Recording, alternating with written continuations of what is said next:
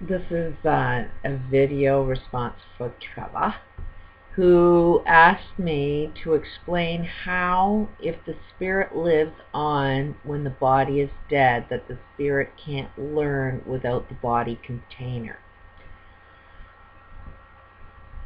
Okay. After you die, one of these examples that I've seen is that spirit definitely continues to live. A good friend of mine had an ex-husband who was abusive, and he was dying. Ironically, we live in Canada, and the guy died of starvation. And with this great medical system that we have here. Anyways, the guy didn't believe in God or anything spiritual, but my girlfriend did, and she was like looking after him, because she pretty much was the only one that was looking after him just before he died. And she told him that if there's something else there, can you let me know if you can.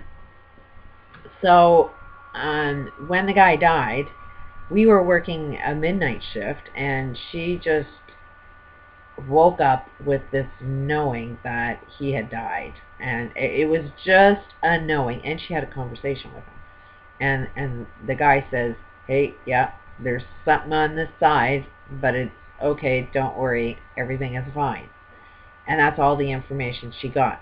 So she comes into work, and none of this is confirmed. It's just something that she knew without a doubt was going on, but couldn't really confirm it. So we had to work that midnight shift, and in the morning find out whether he had died or not.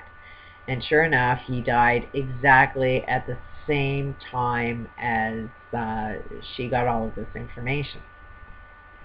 So that, just because I trust this friend of mine, and I was there, I seen what she was going through. I believe that to be true. And I believe that we've had examples of like people getting haunted, or you've seen this one film about you can talk to dead people. Some people can do that. Some people have been able to tap into something that we just can't explain. But it doesn't mean it's not real.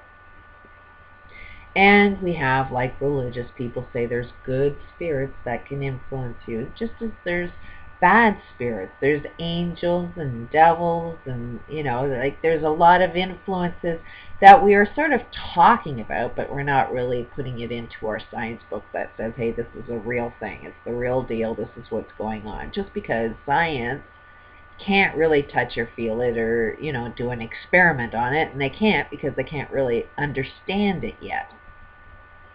But what we can see is something happens after you die, and some people that are alive can actually communicate with those people that are dead. So we know that the spirit doesn't die.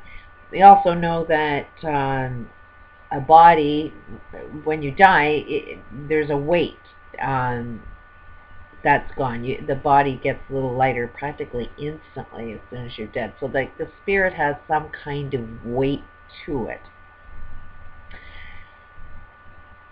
So what does that mean? Like, how does, what was the way you worded it, that the spirit is evolving? Why does the spirit come into this body form? Why is there a spirit inside this body?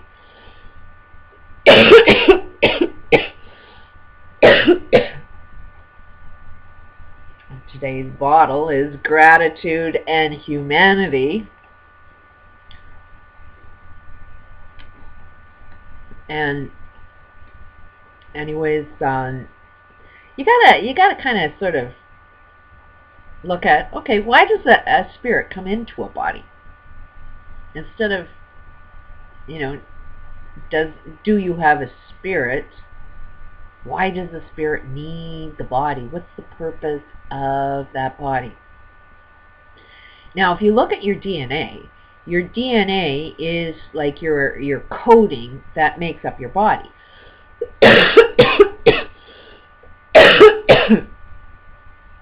It is your peptides and proteins and all of your genetics that gives you blue eyes, that tells you whether you're big or you're tall, or you're going to have this behavior or that behavior, and make it really, really simple. Every time you have a thought, in order to have that thought, because you don't think in words, you think in chemical experiences, you create peptides and proteins that attach itself to your DNA. So over all of your lifetime, the beginning of man, because we did start by a few, and we've multiplied and multiplied and multiplied to create the amount of population there is now. We actually are all related. Don't really want to admit that, and we all share sort of aspects of the same thing, although it's been fractured.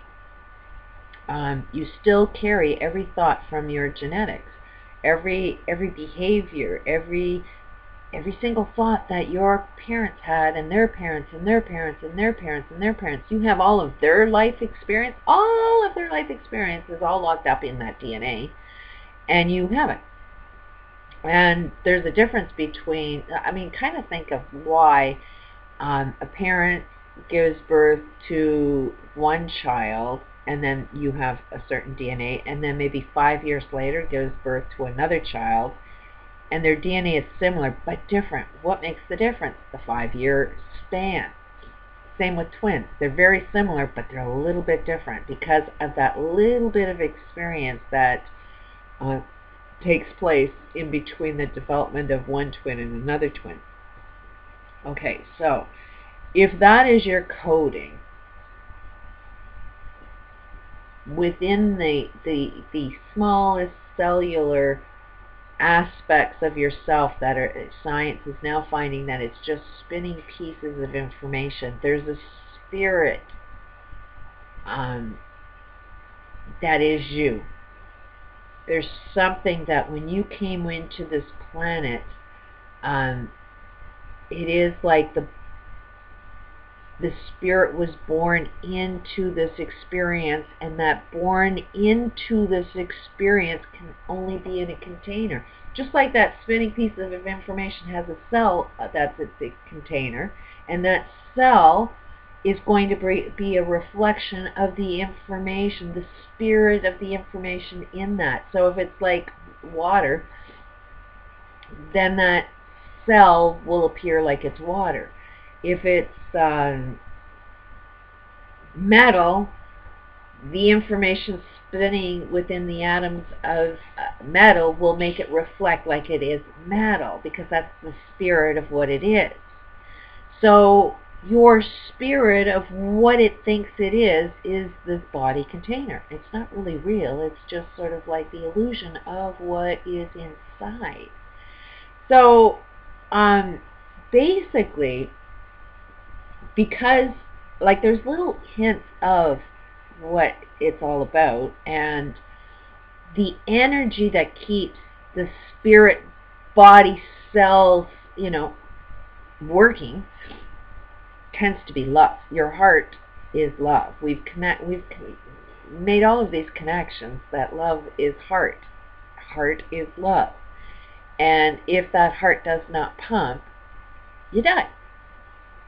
And a lot of people die of a broken heart.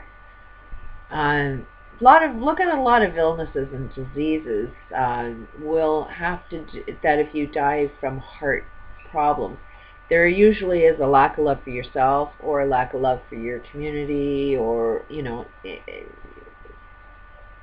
in some way, shape, or form, there is a lack of love, morally highly intense, if you end up dying from a heart problem. Same with lungs, that it has its own purpose. It has its like sending and receiving of oxygen. So what does oxygen mean to your soul? Every organ has like its spiritual purpose, and the care of every organ ultimately will be, do you love it? Do cooperation, teamwork within each cell? Like your brain will say, for me, it's like my lungs say, don't smoke. You're killing my lungs. You know, my brain is saying, the world is friggin' hell, and it's like, just have a cigarette, you know, like, you know, anytime you're stressed, or, I mean, we all have our reasons why we smoke, and we know it's not healthy for us, and I'm not going to make this video about the insanity of why I smoke, which today I'm trying not to, again. But it's not like one aspect of my being is not in alignment with another aspect of my being. So my spirit has come into this body container to be at one with all. It is almost like the game of all of our spirits gaining that teamwork to make this humanity body function for the, we've learned our lesson. You know, we came and accomplished what it is that we wanted to accomplish.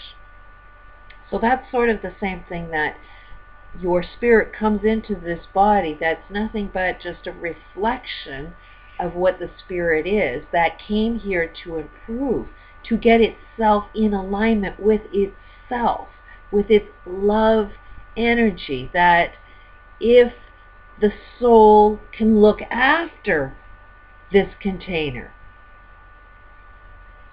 make it live. I mean, we have these little hints.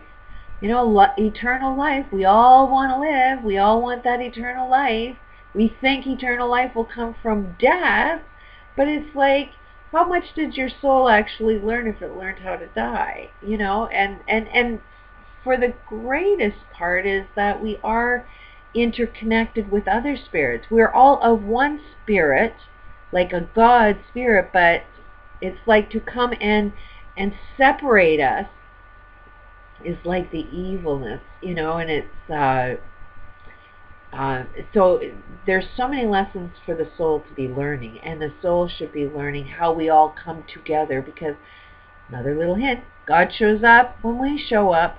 God only helps those who help themselves. Those are a few little hints there, that when we decide to be in alignment with all of humanity, to do what's good to make humanity live within the humanity body that it lives in within this earth, because we are all connected with the earth experience, with our universe.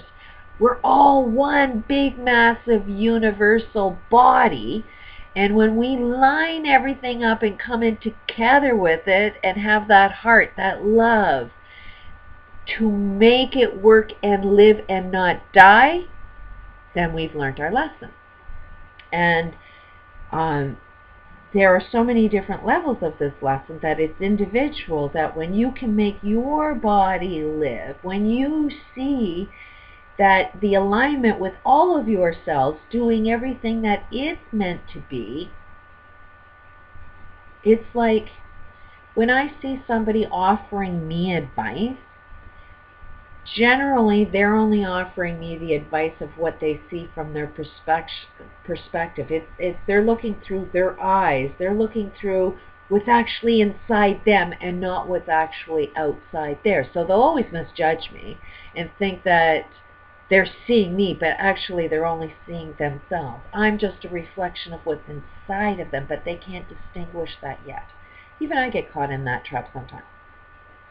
So it is a matter of, can you listen to your own advice? That's one good trick to see if somebody's in alignment with themselves, that can they offer other people advice and actually follow that advice for themselves.